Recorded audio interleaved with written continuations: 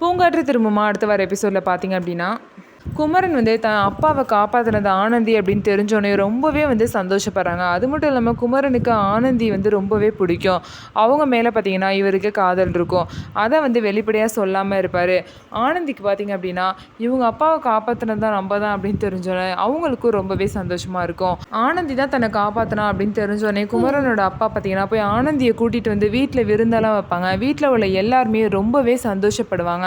குமரன் பார்த்தீங்க அப்படின்னா ஆனந்தி சுடிதாரில் உள்ள குஞ்சத்தை வச்சுக்கிட்டு அவங்களே நினச்சி பேசிகிட்டு இருப்பார் தனியாக. ஸோ இதை கேட்டு பார்த்தீங்க அப்படின்னா அவங்க ஃப்ரெண்டு வந்து குமரன் வந்து கலாய்ச்சிட்ருப்பாங்க.